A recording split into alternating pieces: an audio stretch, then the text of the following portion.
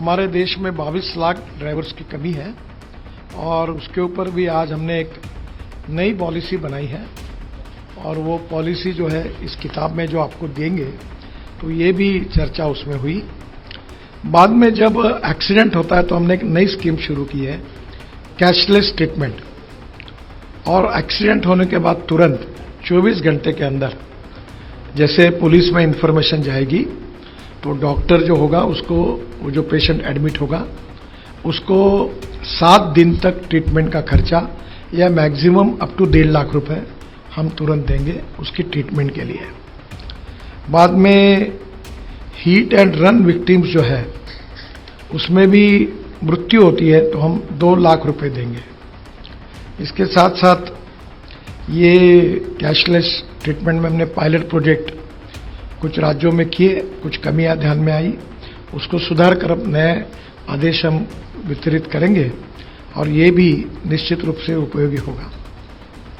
IIT Madras ने एक अच्छा ऐप तैयार किया है जिसमें ट्रांसपोर्ट सेक्टर को एक प्रकार जो अनेक रिफॉर्म है वो सब उसमें आए हैं, तो उसको भी लॉन्च किया गया। हम सर्कुलेशन इकोनॉमी को प्रधानमंत्री जी ने बहुत प्राधान्य दिया है और इसलिए स्क्रैपिंग पॉलिसी इसके बारे में डिटेल चर्चा हुई। अभी जो गाड़ी लेते समय जो रजिस्ट्रेशन फी होती है उसमें अगर आपके पास स्क्रैपिंग सर्टिफिकेट होगा तो नई गाड़ी खरीदते समय आपको 50% यानी 50,000 रुपये की सहूलियत देने की योजना है। उसके साथ साथ जो मैन्युफैक्चरर है उन्होंने 1.5 से 3% तक कॉस्ट में अगर सर्टिफिकेट हो तो वो भी सहूलियत देंगे। अब नई गाड़ी खरीदते समय पुरानी गाड़ी को स्क्रैपिंग करने के बाद उसके सब फायदे जो है अब मिल रहे हैं और जिसके कारण देश में बड़े प्रमाण पर ये स्क्रैपिंग सेंटर शुरू हुए हैं। अभी ये संख्या हमारी अपेक्षा से कम है, करीब 78 to 82 वहाँ भी चालू हुए हैं, पर कम से कम 1,500 सेंटर्स खुले। और जो भारत सरकार की योजना है कि राज्य सरकार अगर अपनी गाड़ियाँ, बसेस, ट्रक स्क्रैपिंग करती है तो उनको कुछ मदद भी दी जाती है, उसके ऊपर भी चर्चा हुई और ये भी आज मीटिंग की प्रमुख विशेषता थी।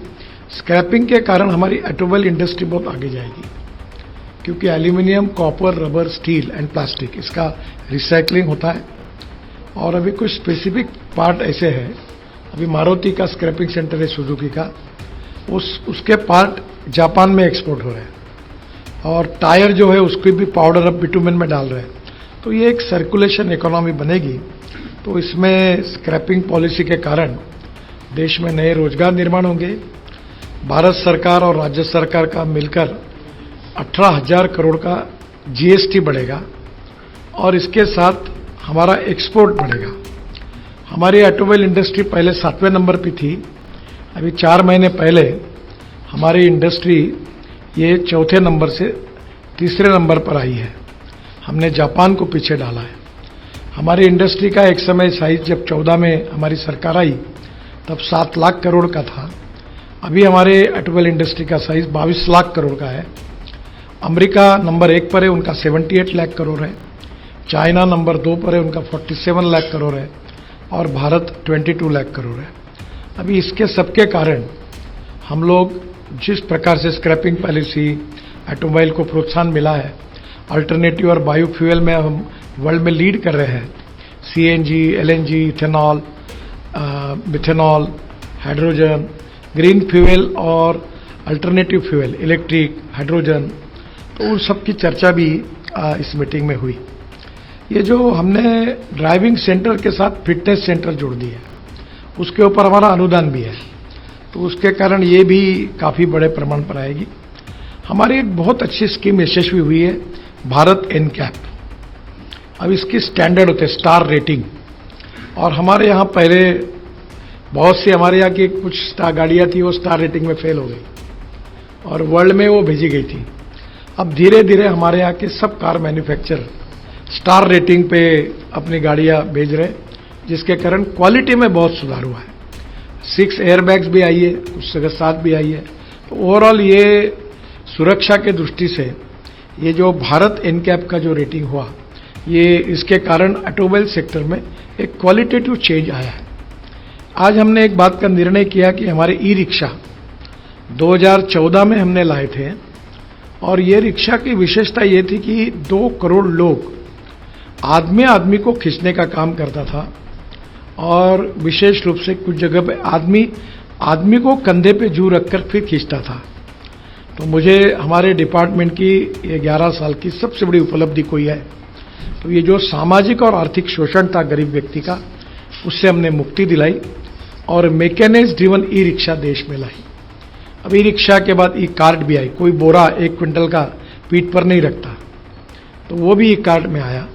अब ये ई रिक्शा में ऐसा हुआ कि सस्ता, उस समय हमने गरीबों के हितों में ध्यान में लेकर उसके कोई स्टैंडर्ड ज़्यादा पक्के नहीं किए, जो एग्जिस्टिंग मार्केट पे ISI स्टैंडर्ड पार्ट से वो यूज करके वो बनाओ, ये हमने अनुमति दी थी। और आज हमने ये आज तय किया कि जैसे हमने भारत एनकैप ये 4 व्हीलर के लिए और बाकी के लिए जो स्टैंडर्ड्स विशेष रूप से तय किए हैं, तो ई रिक्शा के लिए भी हम लोग ये करेंगे कि इसकी कीमत ना बढ़े पर इसकी क्वालिटी अच्छी हो। और ये 2-2 साल में खराब हो जाती है, गरीब लोग फंस जाते हैं, तो अब इसका स्टार रेटिंग होगा और स्टार रेटिंग के कारण गरीब लोग अच्छे क्वालिटी का ही रिक्शा खरीदी करेंगे। उसके बारे में एक टेक्निकल कमेटी हमने अपॉइंट की है, जल्दी ही वो इसके रेटिंग के बारे में जो स्टैंडर्ड्स है वो तय करेंगे और ई रिक्शा भी हमारे देश में एक अच्छे स्टैंडर्ड की तैयार होगी। और अफ्रीकन कंट्री, श्रीलंका, बांग्लादेश, इसमें उसकी बहुत बड़ी मांग है।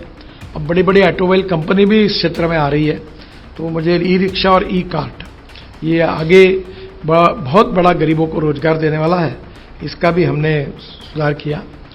मोटर व्हीकल एक्ट हमने जो लाया था उसमें काफ़ी सुझाव लोगों की तरफ से आए थे।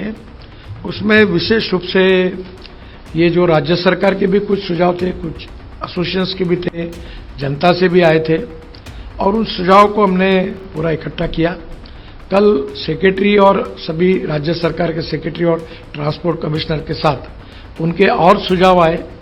सब सुझाव पर अध्ययन करके 1 महीने तक इसका पूरा ड्राफ्ट फाइनल करके हम कैबिनेट के लिए ये बिल भेजेंगे और भविष्य में आने वाला जो अधिवेशन है उसमें हम ये मोटर व्हीकल एक्ट जो प्रपोज है अमेंडमेंट के साथ, वो भी हम उसमें सुधार बिल पार्लियामेंट की मान्यता के लिए लाएंगे। ऑल इंडिया टूरिस्ट परमिट के बारे में सुप्रीम कोर्ट तक भी केस गई थी और उसके बारे में भी विस्तृत चर्चा हुई। कुछ राज्यों के भी उसमें कुछ ग्रीवेंसेस, रिजर्वेशंस थे और मैंने अनुरोध किया सेक्रेटरी से कि आपकी अध्यक्षता में सब सेक्रेटरी को बुलाकर उनके लेजिटिमेट और जेन्युइन प्रॉब्लम को समझकर फिर इसके बारे में कुछ हमने ये सॉल्यूशन निकालेंगे। इसके बाद जो हमारी नंबर प्लेट है नई HSRP, ये इसके बारे में अभी मैन्युफैक्चरर ये नंबर प्लेट लगा रहे हैं, पर बीच में डुप्लीकेट कुछ कंपनियां ऐसी आई और कुछ राज्यों में इसके कारण अनियमितता हुई। कुछ समय 2 नंबर की प्लेट मिली।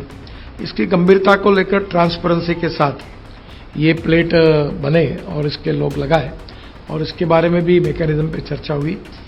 BS सीरीज, जैसे आप पत्रकार हैं, आज महाराष्ट्र में, कल गुजरात में जाएंगे, तो कल तो आपको गाड़ी का ट्रांसफर करने में बहुत दिक्कत पड़ती थी, तो भारत सरकार ने ये BH सीरीज की है, तो आपको वहाँ जाके कोई तकलीफ नहीं होगी, वहाँ जाकर आपके प्रॉब्लम सॉल्व होंगे।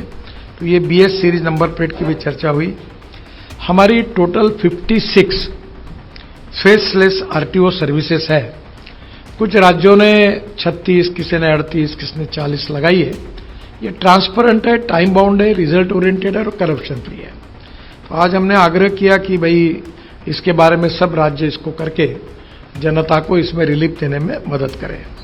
Third party insurance, ATMS and ई-चालान, इसके ऊपर भी आज चर्चा हुई और सब विषयों के ऊपर देश के हित में, समाज के हित में और राज्य और हम मिलकर उनके सुझाव के साथ क्या करना है, इसकी भविष्य की फ्यूचरिस्टिक पॉलिसी हम तैयार करने के लिए काम कर रहे हैं। जो ड्राइविंग ट्रेनिंग सेंटर की पॉलिसी आज मैंने लॉन्च की, जो प्रमुख रूप से आपके सामने विषय रखना है, तो देश में 22 लाख ड्राइवरों की कमी है। तो सबसे पहले ये हमारी पॉलिसी देश में कम से कम नए 50 लाख रोजगार निर्माण करेगा, ये इसकी सबसे बड़ी विशेषता है। 35,000 डेथ जो है वो ड्राइवर्स विदाउट वैलिड लाइसेंस इसके कारण हुए हैं और आज हमारे विभाग ने ये जो ड्राइविंग ट्रेनिंग पॉलिसी लॉन्च की, उसमें 2 साल में इस पॉलिसी के तहत करीब 1250 नए ट्रेनिंग सेंटर्स और फिटनेस सेंटर खुलेंगे। इसमें कैपिटल इन्वेस्टमेंट हमारे तरफ से अनुदान के रूप में करीब 4,500 करोड़ हम देंगे। Incentives for setting up the centres, जो टायर 1 है IDTRS, इसमें हम 17.25 करोड़ का अनुदान देंगे। टायर 2 RDTCs, इसमें 5.5 करोड़ का अनुदान देंगे। और टायर 3, उसमें 2.5 करोड़ का हम अनुदान देंगे। आपको जो बुक दिया है उसमें इसके डिटेल्स है। DTC प्लस फिटनेस स्टेशन, इसमें कैप जो है 1.5 करोड़ की है। इसमें करीब 25 लाख नए ड्राइवर ट्रेनिंग करके लाइसेंस मिलेंगे, उनको रोजगार मिलेगा। और करीब 15 लाख ये सब सेंटर्स और ये फिटनेस सेंटर में जो लोग काम करेंगे उनके कारण रोजगार मिलेगा। हमने ये भी तय किया कि हर सेंटर सोलर रूफटॉप पे लगे और बने तक इसकी गाड़ियां इलेक्ट्रिक ट्रक, इलेक्ट्रिक बसेस और इलेक्ट्रिक कार ट्रेनिंग के लिए रहे, ताकि फ्यूल का खर्चा शून्य हो। और सेंटर के बाहर में वो एक चार्जिंग स्टेशन भी डाल सकते हैं, तो उनका बिजली का भी खर्चा कम होगा, चार्जिंग से भी इनकम मिलेगा। और भारत सरकार में जो हमारी सोलर एनर्जी की स्कीम है उसका भी इंसेंटिव उनको मिलेंगे। MSME के रूप में राज्य सरकार के भी इंसेंटिव मिलेंगे।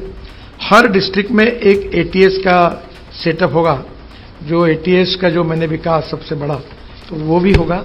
और इसके साथ साथ ये जो कैशलेस हमने ट्रीटमेंट की स्कीम की है, जो भी मैं आज आपके सामने पायलट सब राज्यों में शुरू कर रहे हैं, कुछ जगह पे हमने पायलट किया था। ये रोड एक्सीडेंट के विक्टिम्स हैं, इनको तुरंत कैशलेस ट्रीटमेंट की स्कीम है।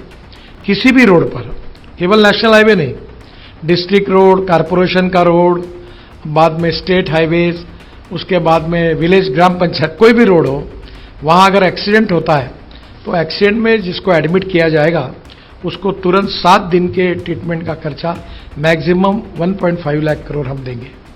अभी हम इसमें जो मदद करेंगे जान बचाने के लिए, उनको हम 5,000 रुपये का अवार्ड देते हैं। तो सुझाव आया कि अवार्ड की कीमत थोड़ी बढ़ानी चाहिए, तो हम इसको विचार करके इसको भी बढ़ाने के बारे में सोचेंगे।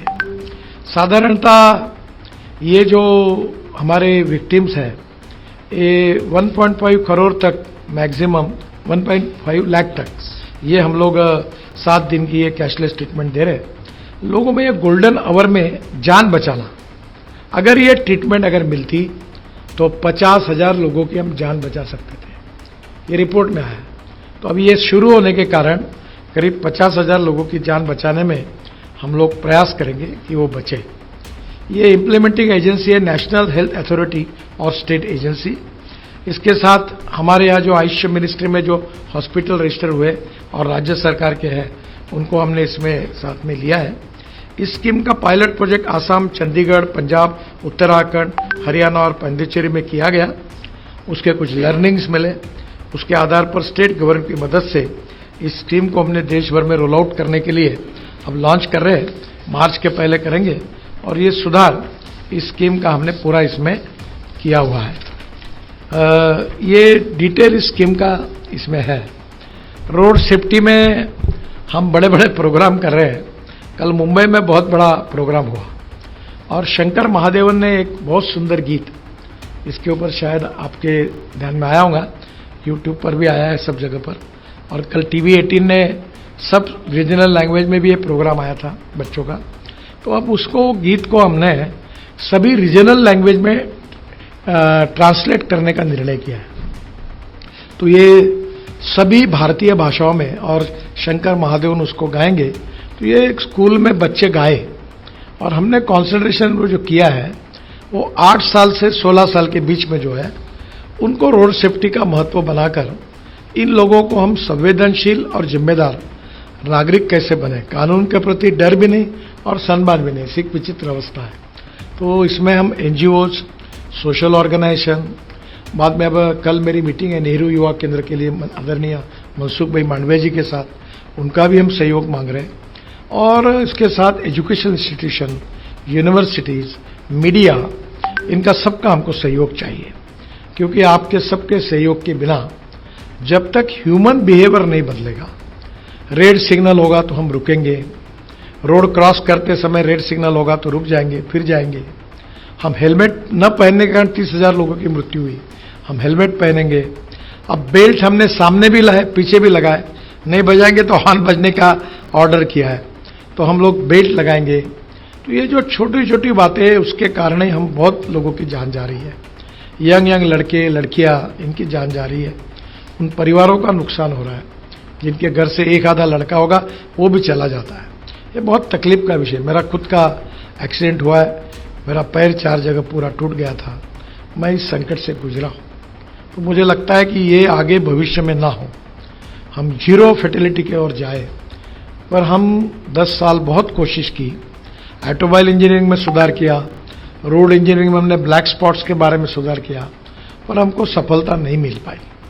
इसका मतलब हमने और प्रयास करने की आवश्यकता है, और लोगों का सहयोग लेने की आवश्यकता है। इसलिए ड्राइवर अच्छे बनेंगे, और उनकी भी छोटी सी, अभी अमेरिका में इतना बड़ा किताब अध्ययन करना पड़ता है। ड्राइविंग लाइसेंस मिलना सबसे आसान अगर किसी देश में है तो उसका नाम हिंदुस्तान है। अब हमको ये थोड़ा सा एक कंप्यूटर पर, हमारे लैपटॉप पर, या हम लोग एक छोटी सी एक ऐसी परमिटेशन कॉम्बिनेशन टाइप सिस्टम में एक छोटी टेस्ट भी करने का पंजाब सरकार ने शुरू की, वो देश में लागू करें ताकि लोग सीरियस हो। और ये human behaviour, rules of the road, कानून के प्रति डर और सम्मान, ये लोगों को बदले बिना नहीं होगा। आप भी इसमें हमें जरूर सहयोग करिए, यही अनुरोध है। जो आज के मीटिंग के डिटेल्स थे मैंने बताया, इस विषय के संबंध में आप जो भी पूछना चाहते हैं वो पूछिए, मैं जवाब देने की कोशिश करूंगा।